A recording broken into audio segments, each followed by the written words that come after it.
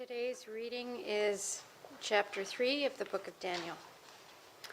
King Nebuchadnezzar made a gold statue 90 feet tall and 9 feet wide, and set it upon the plain of Dura in the province of Babylon.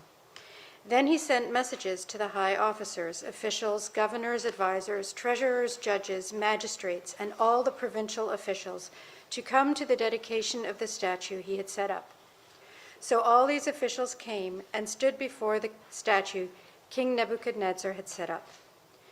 Then a herald shouted out, "People of all races and nations and languages, listen to the king's command.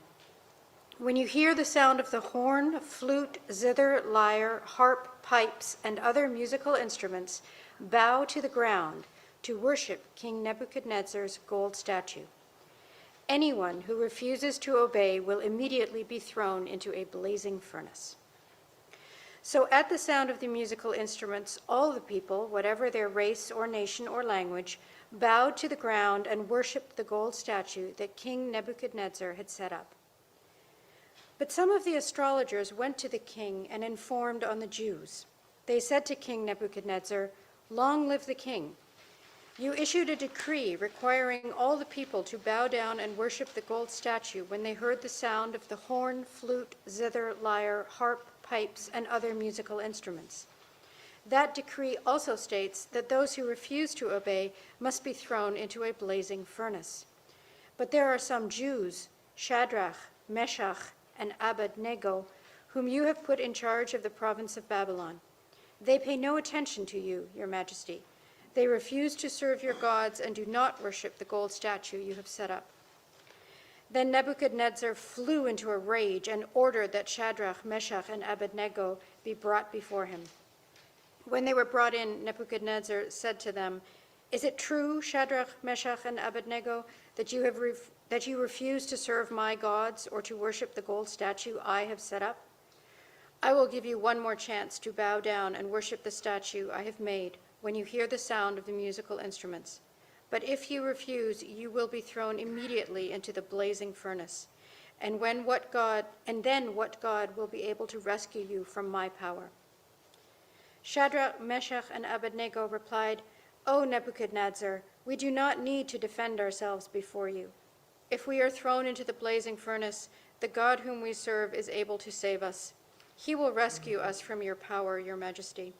But even if he doesn't, we want to make it clear to you, your majesty, that we will never serve your gods or worship the gold statue you have set up."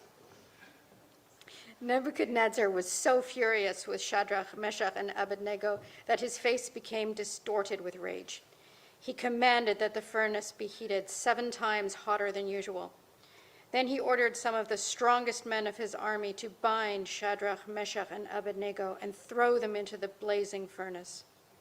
So they tied them up and threw them into the furnace, fully dressed in their pants, turbans, robes, and other garments. And because the king, in his anger, had demanded such a hot fire in the furnace, the flames killed the soldiers as they threw the 3 men in. So Shadrach, Meshach, and Abednego, securely tied, fell into the roaring flames. But suddenly, Nebuchadnezzar jumped up in amazement and exclaimed to his advisors, "Didn't we tie up 3 men and throw them into the furnace?" "Yes, your majesty, we certainly did," they replied. "Look," Nebuchadnezzar shouted, "I see 4 men, unbound, walking around in the fire unharmed, and the 4th looks like a god." Then Nebuchadnezzar came as close as he could to the door of the flaming furnace and shouted, "Shadrach, Meshach, and Abednego, servants of the Most High God, come out. Come here." So Shadrach, Meshach, and Abednego stepped out of the fire. Then the high officers, officials, governors, and advisors crowded around them and saw that the fire had not touched them. Not a hair on their heads was singed, and their clothing was not scorched. They didn't even smell of smoke. Then Nebuchadnezzar said, "Praise to the God of Shadrach, Meshach, and Abednego. He sent his angel to rescue his servants who trusted in him. They defied the king's command and were willing to die rather than serve or worship any god except their own. Therefore I make this decree. If any people, whatever their race or nation or language, speak a word against the God of Shadrach, Meshach, and Abednego, they will be torn limb from limb, and their houses will be turned into heaps of rubble. There is no other God who can rescue like this." Then the king promoted Shadrach, Meshach, and Abednego to even higher positions in the province of Babylon. Here ends the reading.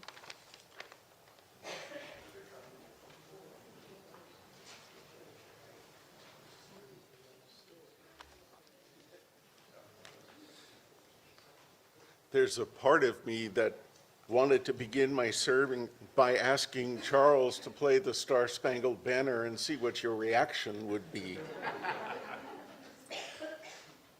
Would you stand or would you kneel? The book of Daniel presents us with a sustained theological critique of state power. The collection of stories that we find in Daniel chapters 1 through 6 are fictional. They are short stories with historical settings, but they are carefully plotted and full of historical errors. They incorporate common folklore-like elements, like the constant repetition of the lists of the officials and the instruments that you will hear. And they recycle and adapt earlier narratives and traditions originally about other characters. But if we acknowledge that their fictional nature is fictional, that does not diminish their theological significance for us, because narrative can be and is a powerful instrument for theological reflection. Azariah, Hananiah, Mishael, renamed with Babylonian names, Abednego, Shadrach, Meshach. These young men were eunuchs in the service of King Nebuchadnezzar and his court. I find it interesting that in the New Interpreter's Bible commentary on this chapter, the title is Political Atheism versus Radical Faith. And the story at first reading appears to be about Daniel and his three friends, those 6 chapters that begin the book. But the real focus is on the character of the king, and specifically on his ability or inability, as it were, to understand that his power is not absolute, but is instead a trust from God. The full cycle of 6 stories is filled with ironic humor, as Nebuchadnezzar persistently fails to understand the true source of his power and its limits.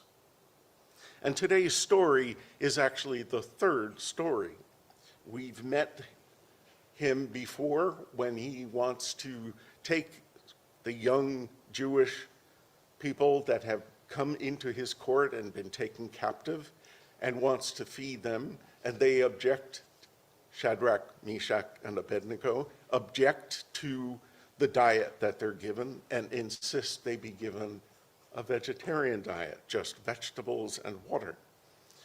Then in the chapter 2, we have the story where Daniel interprets Nebuchadnezzar's dream with the statue where the stone is rolled and the statue comes apart.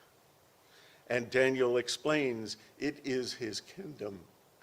And as the empire comes apart in succeeding generations, but Nebuchadnezzar is the head of gold in that statue.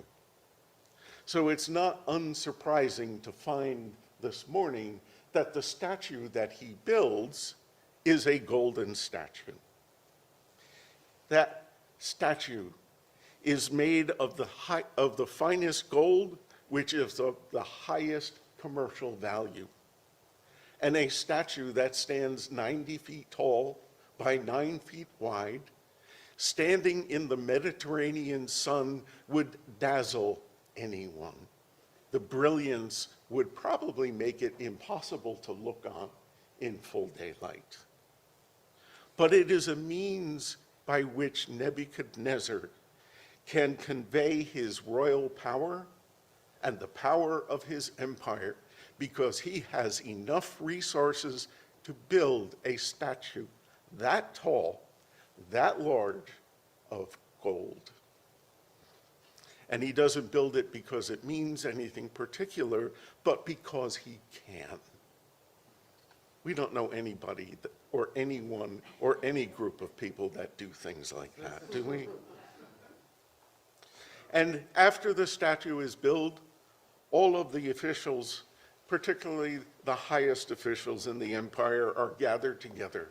Anyone who is anyone is invited, but their obeisance is demanded, and horrible punishment is threatened for disobedience or defiance.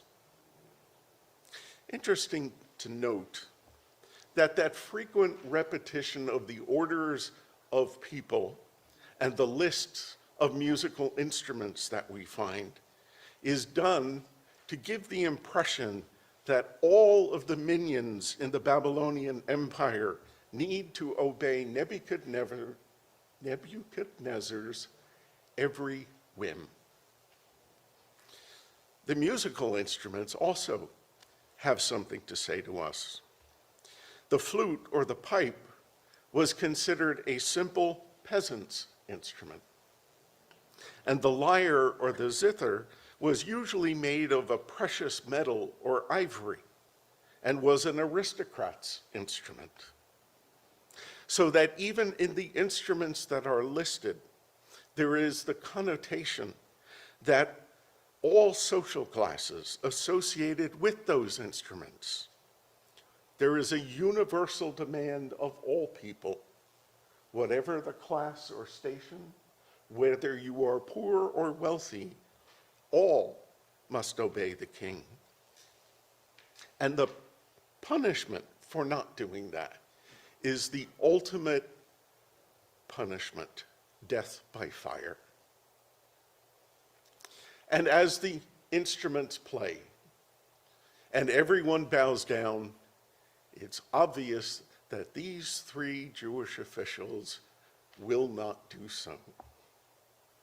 It is as obvious in that context as seeing Colin Kaepernick kneel during the Star-Spangled Banner. No one can miss the sign of protest. And the Chaldeans, who are the other native peoples in Babylon, they seize the moment. They have been jealous that these captives, these conquered people, have become officials in the court. And now is their chance to get rid of them. This is the chance for us to obliterate the opposition and take and consolidate control and power for ourselves. So they go to the king and they list two problems. They haven't obeyed your command, and they don't worship your gods. They insinuate to the king that he was wrong to trust these foreigners, because we all know you can't trust foreigners, right?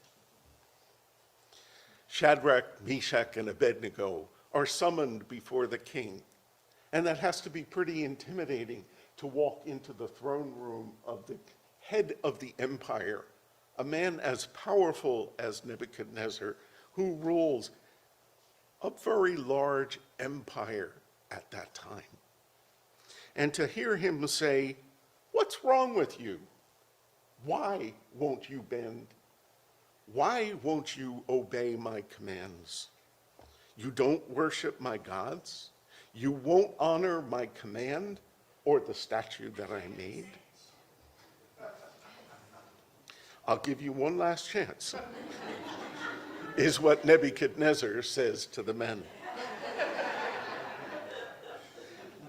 And they give him a very New Jersey answer. Forget about it. Practically speaking, that's their answer. We aren't going to do it. It is an act of civil disobedience. It is an act that is, in essence, a declaration of independence. Because they know Nebuchadnezzar is a man of great arrogance. And arrogance is the flaw of empire and royal power in general, but also here in Babylon. And this is the point of the story, the arrogance that gets Nebuchadnezzar in trouble. It is the tendency of us as humans, and those particularly who hold such absolute power, to hold that power and enrich themselves and work to make their power stronger and greater. Because once they have it and get a taste of it, it's not enough. They want more. They become enamored of power for power's own sake, not for how it can be used to help others. In the following chapter, in chapter 4, Nebuchadnezzar receives a humiliating punishment from God, a period of madness where he's driven out from among humans for that arrogance. But here, in making their declaration of independence by defying the king, this is what the commentators called political atheism, their refusal to bow to the symbols of Babylonian power. And the commentators tell us, and we know also from our own experience, that women and other oppressed peoples who have been the victims of aggrandizing power structures, of those who look to increase and expand their power, better known as patriarchy, they find an important resource in the critique that declares all human systems of power are subject to the judgment of God. So when we hear this story and we find that these men have been bound, thrown into the furnace, the storyteller wants people to understand that there is a power greater than the king. There is a power that is greater than human power. Because sometimes we can become so acclimated to being dominated that we can normalize bad behavior. I don't have anything specific in mind here, but we could go around the world and around the nations and talk about that power that is used improperly, where the arrogance of those who have that power is getting them in trouble. So this story then is written so that when they hear Isaiah 43, they're reminded in Isaiah 43 verse 2, it says, "When you walk through fire, you shall not be burned, and the flame shall not consume you." And in telling this story and comparing the exile to a fiery threat, we are reminded that the exile was a difficult, defining experience in the life of the Jewish people. And it is an opportunity to give pause for those who might want to argue that the exile wasn't so bad. Slavery wasn't so bad. No, it's not that bad. I'll stop there. So initially, when we hear this story or read it, it appears that the central conflict is idolatry, asking the men to bow down before the statue. But as the story moves along, a different conflict emerges, and that is between the kingship of Nebuchadnezzar and the power of God.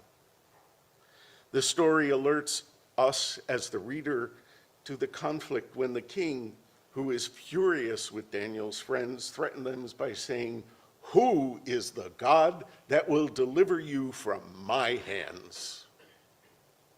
How dare you defy me?" The clash between the power of God and the forces of this world, deliverance from an unjust death at the hands of empire, a miraculous son of the gods, not bound even by death, hope for physical restoration and resurrection.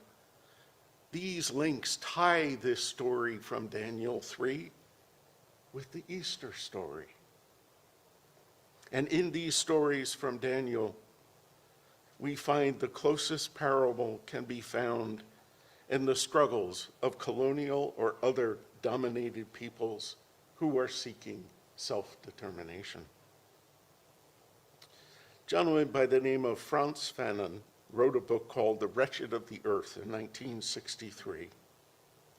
And he reminds us of the power and impact of the symbols of colonialism and the imposition of foreign culture.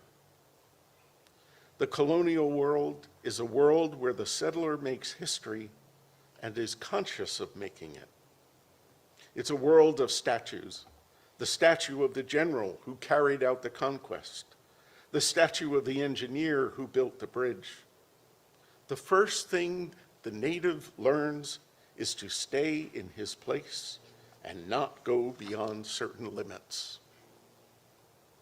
Albert Memmi wrote a book called The Colonizer and the Colonized, and he observed in his book that the few statues that decorate the city represent, with incredible scorn for the colonized who pass them every day, the great deeds of colonization. Having had a sister who lived for a while in South Africa, and all of the talk of the Voortrekker museums and all of the names of the places in South Africa that are named for those who conquered and wiped out the tribes and put them in homelands, this hit me especially. That's not to say it's only the British or the Dutch in South Africa. America does not have hands that are clean. But it's to remind us of the statues, remind the natives of the great deeds of colonization. The buildings are patterned after the colonizers' own favorite designs. The same is true of the street names, which recall the faraway provinces from which the settlers came. Traditions and acquirements, habits and conquests, deeds and acts of previous generations are thus bequeathed and recorded in history by the winner, by the colonizer. And much of what is done to impress and to depress the colonized as much as it is to reassure the colonizer. In light of these two authors, when we look at the events that occurred in Daniel 3, maybe we can look at it with a new eye. What would have been the impact of the sight of that statue of gold representing the military might and economic power of the Babylonian Empire on the people captured in the various wars of Nebuchadnezzar? Even with their promotion to positions of responsibility in the court of the emperor in Babylon, what might have been going through the minds of Daniel, Shadrach, Meshach, and Abednego? Might that statue have been a reminder of all they had lost and left behind in Jerusalem? Might it have been a reminder of the family members and friends brutally killed, wounded, captured, and left for dead on the battlefield? When all those instruments sounded, can we possibly conceive of why they might now have wanted to honor, why they might not have wanted to honor this ostentatious display of power and wealth. Actually, Frantz Fanon wrote that the inward life of the colonized people may reflect that he or she might have been overpowered, but not tamed. They may be treated as inferior, but they are not convinced of their inferiority. The settler will pit brute force against the weight of the numbers of the native peoples. The settler is an exhibitionist, he wrote. His preoccupation with security makes him remind the native out loud that he alone is the master. And the settler keeps alive in the native an anger which burns and deprives him of an outlet for that anger.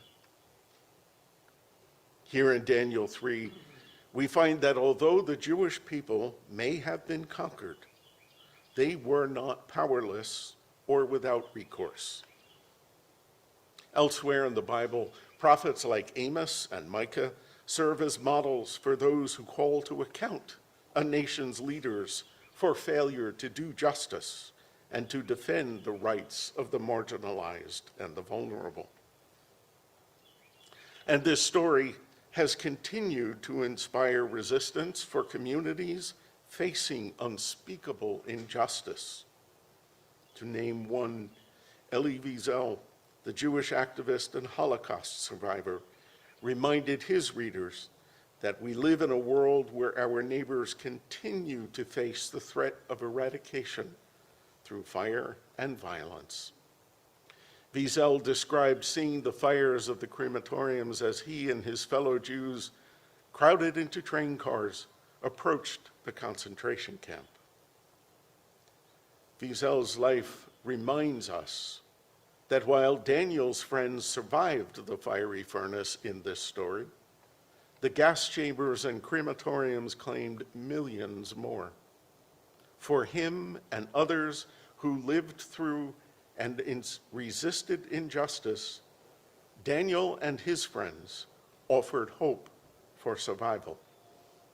What is more, the story serves as a reminder that we are all called to the work of faithful resistance. May God add God's blessing. Amen.